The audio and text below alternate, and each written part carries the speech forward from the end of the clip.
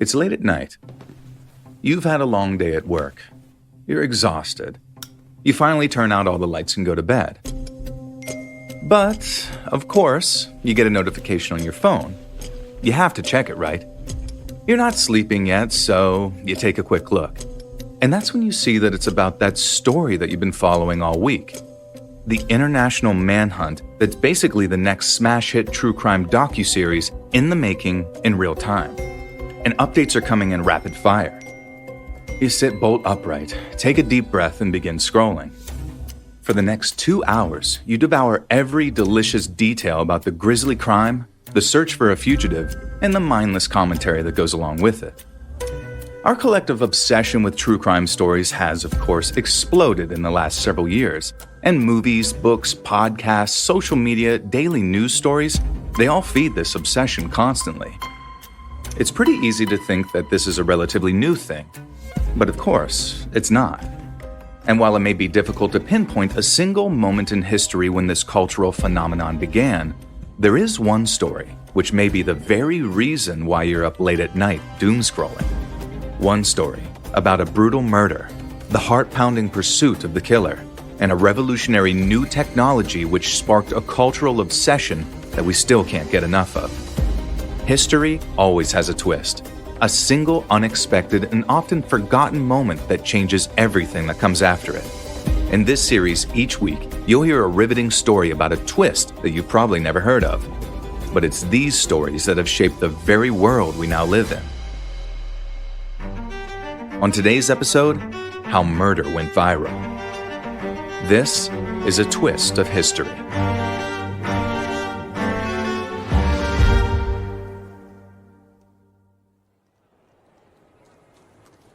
It's July 9th, 1910 in London, England. A 16-year-old boy flies down 4 flights of stairs of a concrete office building and steps out onto Borough High Street on the south bank of the River Thames. The noise hits him immediately. People rushing down the sidewalk, the road filled with a mix of horse-drawn buggies and rattling automobiles. The street is so crowded it overwhelms the boy. He quickly pulls his hat down further to partially cover his face and starts weaving his way through the foot traffic. He darts his eyes back and forth, convinced that someone is going to recognize him. He can feel his heartbeat all the way up in his ears. He keeps rushing and scanning the street, but nobody pays any attention to him, so the boy finally relaxes a little. He slows down to a normal walk and makes his way to the entrance of a nearby London Underground station. A few minutes later, the boy sees his father coming towards him, holding a single small suitcase. The boy greets his father, and they run down the steps together in the Underground, just in time to catch the next train. The boy watches the train doors close and the mass of passengers exiting. He looks around to make sure that he still hasn't been recognized by anyone and follows his father on board. As the train car continues to fill up, the boy and his dad lower their heads, avoiding eye contact with their fellow passengers. And finally, the train starts to roll down the underground tracks, and the boy and his father exhale. Their escape from England has begun.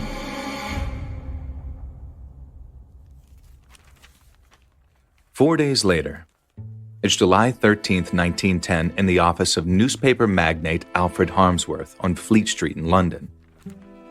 44-year-old Alfred sits at his massive leather-lined desk, looking over the recent editions of the 2 most popular newspapers he owns, runs, and publishes, the Daily Mail and the Daily Mirror.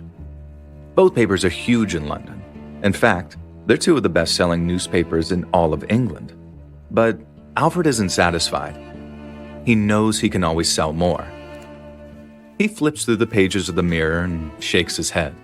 The writing's fine and he loves the layout, but there's no hook, no story to keep people's attention day after day. He tosses the paper aside, stands up, and comes face to face with a bust of Napoleon that he displays on a windowsill nearby. The dead French general and emperor serves as a reminder that Alfred is a conqueror. Alfred opens a desk drawer and pulls out boxes of cigarettes. He marches across the plush carpet in his upstairs office, opens the door, and walks to the top of the stairwell. Alfred stops and listens. Any frustration that he might be feeling just disappears, because hearing his writers banging away on their typewriters downstairs is one of his favorite sounds. Alfred descends the steps and walks into one of the newsrooms housed in his building. He opens a cigarette box, tosses the loose cigarettes to his reporters, and shouts, "Explain, simplify, clarify." The reporters shout back, "Thanks, Chief," light up their smokes, and get right back to work. And this has been a near-nightly ritual for years. It gives Alfred a chance to mingle with his staff and remind them that he wants short, crisp, exciting stories. Cigarette smoke starts to fill the room as Alfred heads back upstairs to his office. He sits down at his desk and looks over the pages of the Mail in the Mirror again. Alfred knows what's missing, and so does everybody downstairs, because explain, simplify, clarify isn't the only phrase Alfred is fond of using with his reporters. He's also famous for shouting, "Get me a murder a day." And right now, there's no murder or any gripping crime stories in his papers. Alfred takes a deep breath and tries to relax. He's fully aware that most people would be jealous of him and would find it ridiculous that he puts so much pressure on himself and his reporters. After all, Alfred is really rich, easily the equivalent of a multimillionaire in today's money. A few years earlier, the king even gave him the title Baron Northcliffe, which means Alfred is a member of the English aristocracy. But that's not where he started. Alfred was born to a large working-class family in Dublin, Ireland.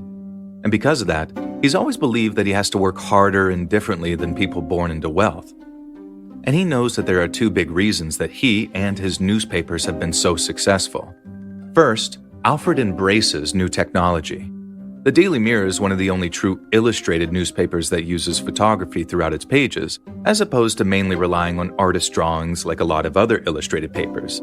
And this alone is already transforming how people consume the news. Alfred is also one of the few publishers who uses mechanical typesetting and rotary printing machines, which allow him to print more copies of his papers faster and for less money than most of his rivals. But more importantly, Alfred has never forgotten where he came from. He makes sure that his papers appeal to everyday working-class people. He features stories that he thinks they want to read, sensational, thrilling stories, preferably with a bit of blood and scandal involved. A loud knock breaks his concentration. He shouts, "Come in," and a crime reporter, Henry Barlow, enters with a huge grin on his face. Alfred asks why he looks so excited. Henry says he's gotten a tip from a police contact at Scotland Yard, and he has a murder story. Alfred's face lights up, and Henry's grin gets even wider. He says it's way bigger than just an average murder story. The dismembered, headless body of a dance hall singer has been found in her own cellar, and the cops' two biggest suspects have disappeared. It's later that night in Camden Town, North London. Henry makes his way through a neighborhood lined with run-down stone houses. The flicker from the gas lamps casts strange shadows on the ground, and he can feel himself tensing up. He's not scared, but knowing someone got killed and hacked up nearby has him on edge. He shakes it off and focuses on the job at hand. He understands that he could be onto a huge story. It's not every day the police find a dismembered body in a cellar. Henry hears voices coming from outside a house further down the street, so he quickly moves through the shadows. He wants to get a feel for what he's walking into before he lets anyone see him. He approaches the house and the voices get louder. He crouches down and peers at three men standing near the front steps. And he can't believe his luck.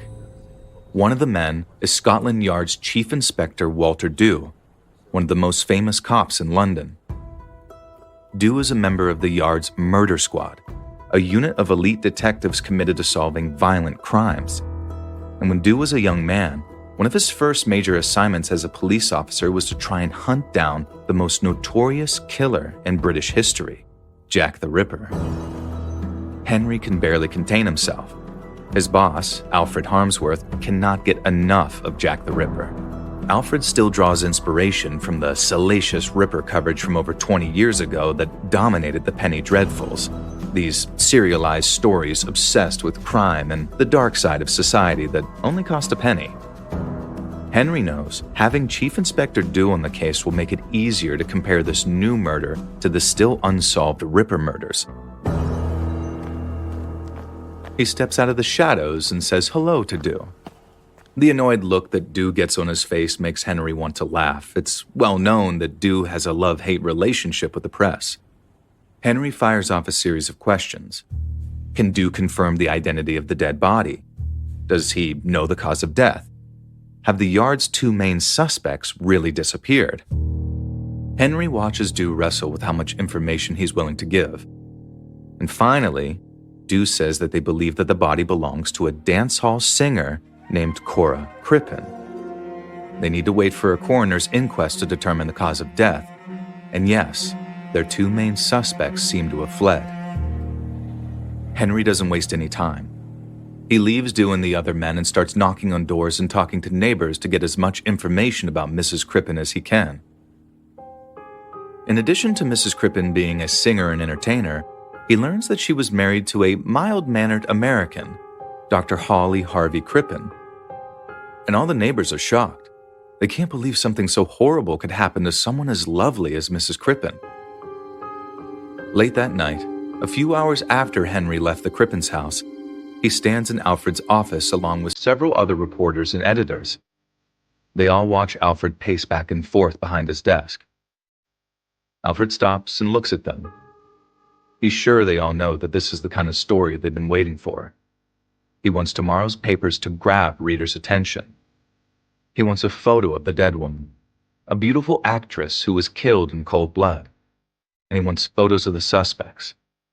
When people walk down the streets and see the papers for sale, he wants these fugitives staring back at them. But more than that, he wants to entice readers and get them to understand that this is just the beginning. They can keep coming back day after day to watch the story unfold, just like people did when the Ripper was on the loose. And after kicking around a bunch of ideas, the team comes up with what they think is a simple but evocative headline for the next edition of the Daily Mirror. Strange Camden Town Mystery. Police find a woman's body underneath cellar floor. The following morning, July 14th, 1910, that Daily Mirror headline, a short article, and the photos of Cora Crippen and the murder suspects hit newsstands. The Daily Mail also runs a more detailed story. This news ignites the imagination of readers across London. And by the end of the day, all anyone wants to know is, where in the world are Cora Crippen's killers?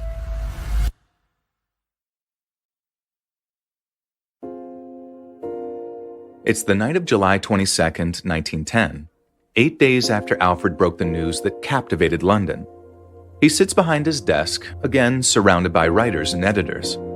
He stares at a telegraph message in his hand, and he's more excited than he's been in a long time. He feels like this message is something he's been waiting for years.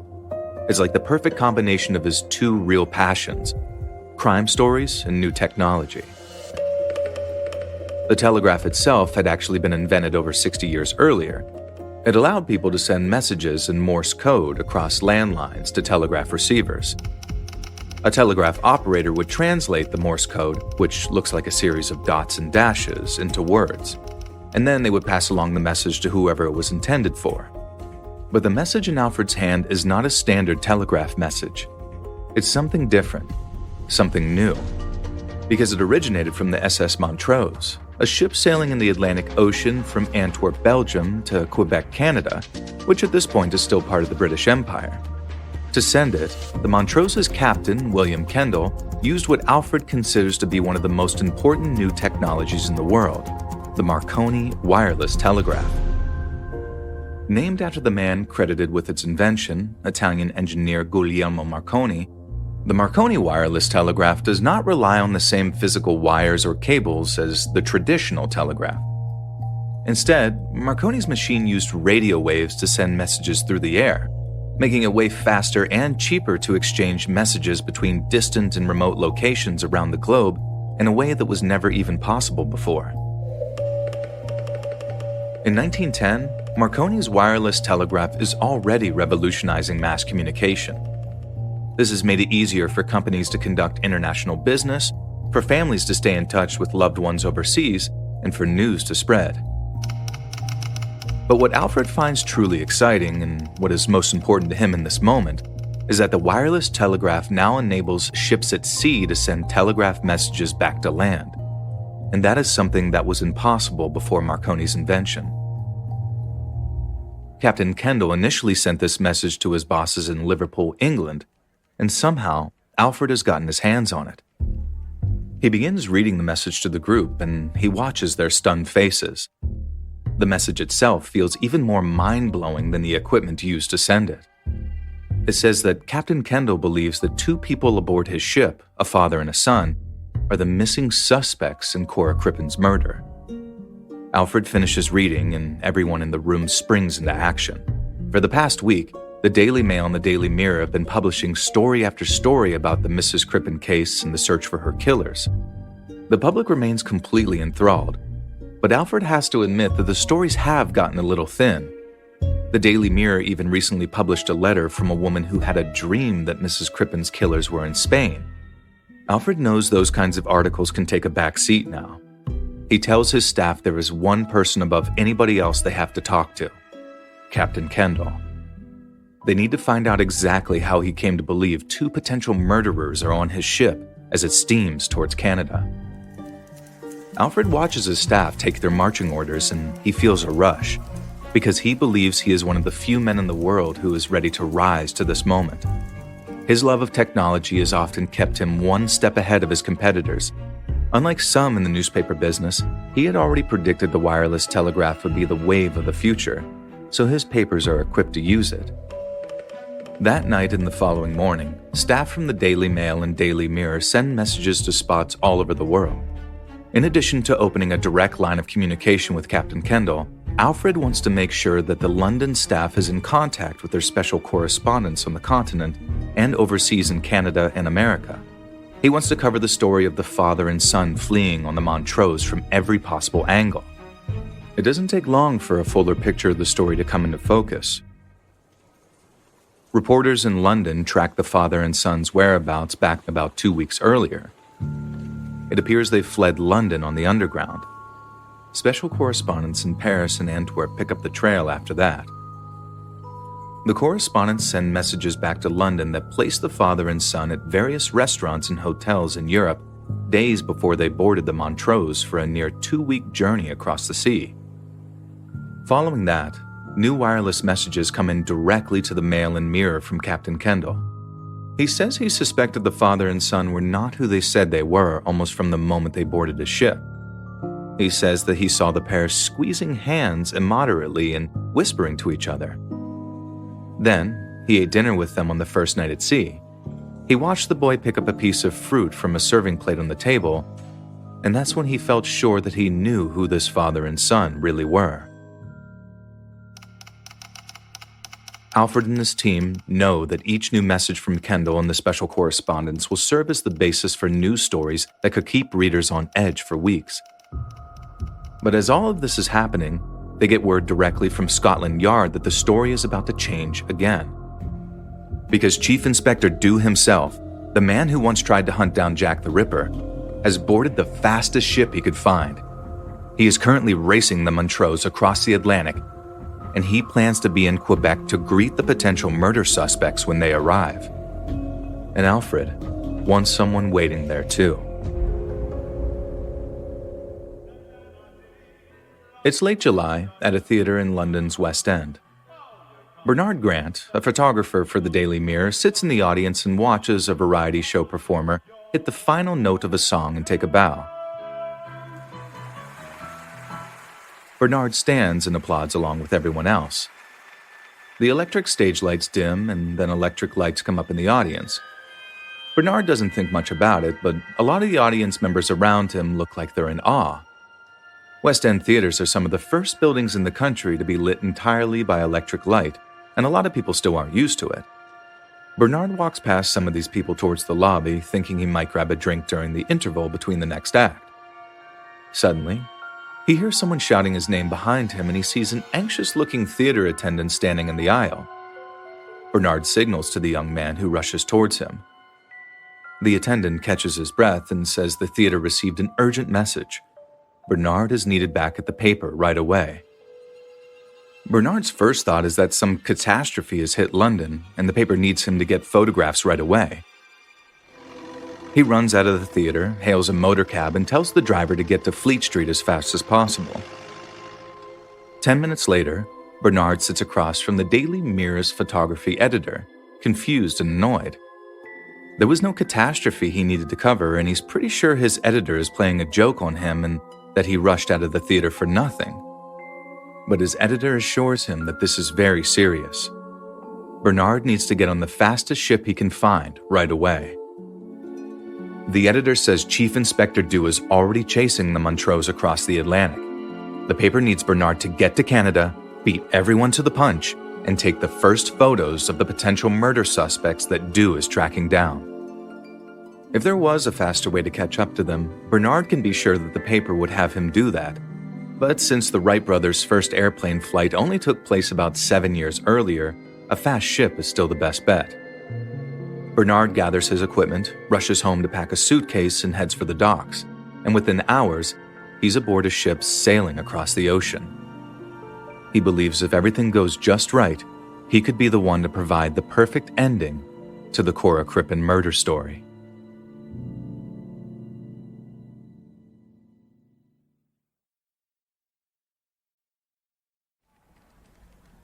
It's July 31st, 1910, at about 2:15 p.m. in Alfred's office, 9 days after Captain Kendall sent his first wireless telegraph about the Cora Crippen murder. Alfred and his staff listen to an out-of-breath crime reporter who has just come from Scotland Yard. He has major news. Earlier that morning, Inspector Dew arrested the 2 suspects aboard the Montrose when it landed in Quebec. A jolt of energy runs through everyone in the room. Some writers and editors start laying out plans for their next editions. Others dash out to work the wireless to get in touch with Bernard and other photographers and correspondents in North America. But as reply messages start to come in, Alfred feels like it's a letdown. Nobody has much more information than what Scotland Yard already provided because somehow, Inspector Dew managed to arrest the suspects and hide them away aboard the ship without anyone, including Bernard, catching a glimpse of them. Dew isn't allowing any photographs of the suspects, and he's refusing to answer questions about the case. Alfred knows whatever story his staff runs about the capture will be a compelling one, but he wants more. He's sure other papers will use artist renderings of what the arrest might have looked like, but he believes that's like something from the past, something that worked in the days of Jack the Ripper. Now, people want proof.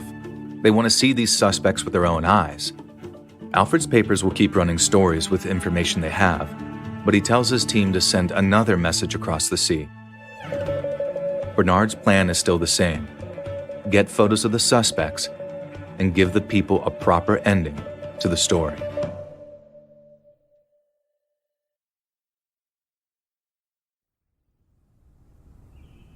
It's August of 1910, several weeks after the Mrs. Crippen saga began. At 4 a.m., Bernard shakes himself awake in his room at the Chateau Frontenac Hotel in Quebec, Canada. He grabs his camera equipment and tries to get dressed. He's barely slept, but that doesn't matter right now. Bernard has just gotten word from a correspondent that Chief Inspector Walter Dew is in the process of transferring the murder suspects from a Quebec jail to a ship called the Magantique that will set sail for England.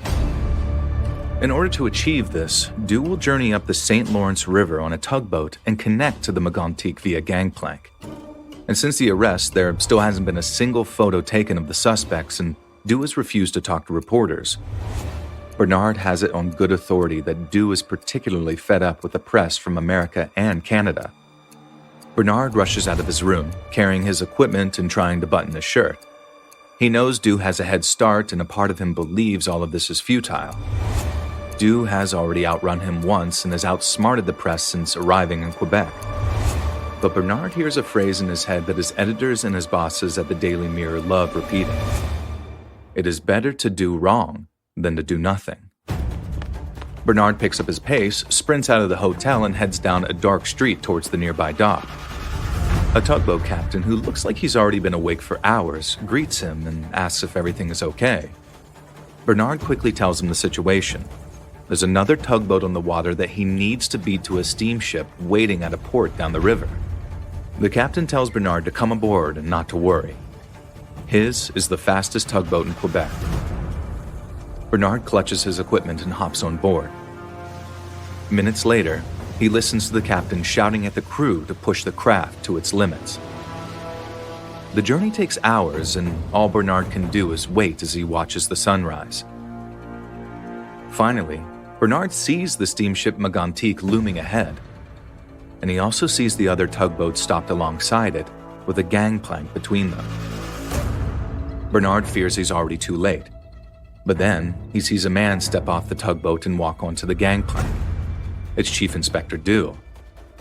Without thinking, Bernard leaps up onto the roof of the tugboat's wheelhouse and points his camera right at the gangplank. He sees Dew glance down at him. The two men have crossed paths in London, so Bernard knows that Dew recognizes him, and he's sure the Chief Inspector will concoct some new plan to hide the suspects from the camera. Instead, Dew gives Bernard a nod and walks on to the waiting steamship. Bernard doesn't know it, but Dew is so annoyed with the American and Canadian press that he is willing to let his guard down for a moment and allow a fellow Englishman to take photos of the suspects. Within minutes, Bernard sees police escorting the two suspects across the gangplank. He snags a photo of each. But it's not a father and son, it's a man and a woman. And for a second, Bernard isn't sure who he just took pictures of. But then it all clicks, and he realizes he is the visual proof that everyone is waiting for. The murder suspects, the father and son who fled on the Montrose, are really Cora Crippen's husband, Dr. Hawley Harvey Crippen, and his mistress, Ethel Leneve. Ethel had taken on the disguise of a teenage boy right before she ran down Borough High Street, and she and Crippen made their escape from England. After taking the first photographs of Dr. Crippen and Ethel since Cora Crippen's murder, Bernard travels to Liverpool, England on the Mégantic alongside Chief Inspector Dew. And over a week later when they arrive, Bernard knows that he'll have to scramble to get his photos prepped for publication. But before he can do that, he watches Dew lead Crippen and Ethel off the ship, and he sees a massive crowd of onlookers desperate to just get a glimpse of the potential murderers.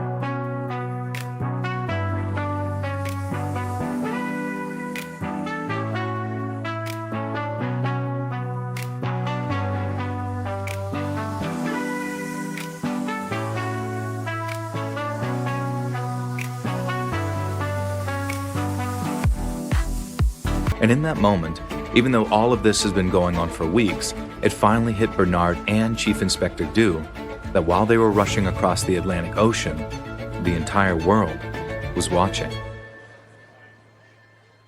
Dew's pursuit of Crippen would come to be known as the first modern manhunt and the first major murder case of the 20th century.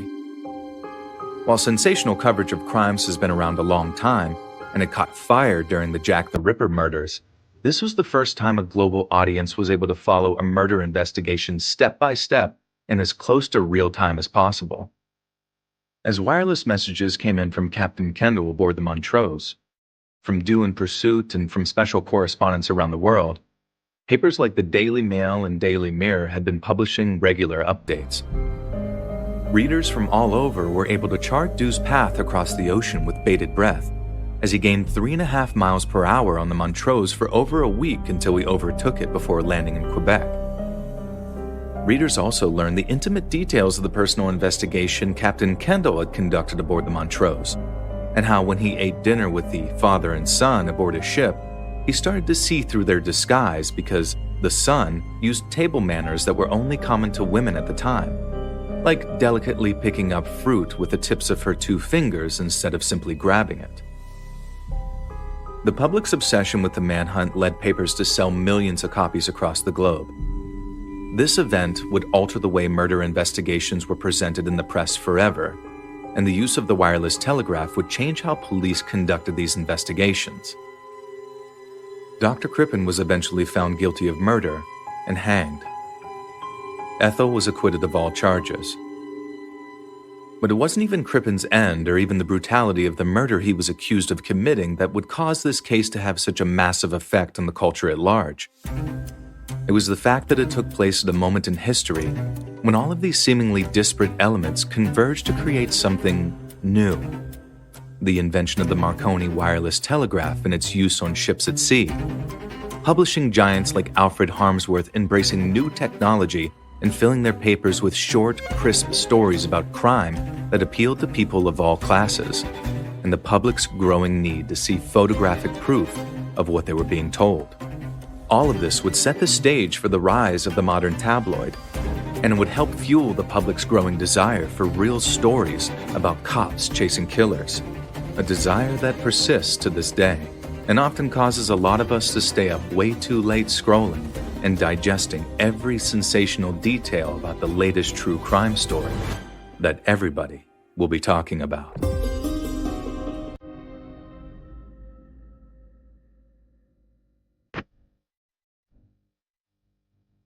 From Ballen Studios, this is A Twist of History. A quick note about our stories. They're all heavily researched, but some details and scenes are dramatized. A Twist of History is hosted by me, Joel Blackwell. Executive produced by MrBallen and Zach Levitt. Our head of writing is Evan Allen. Produced by Perry Kroll. This episode was written by Mike Federico. Story editing by Mike Federico.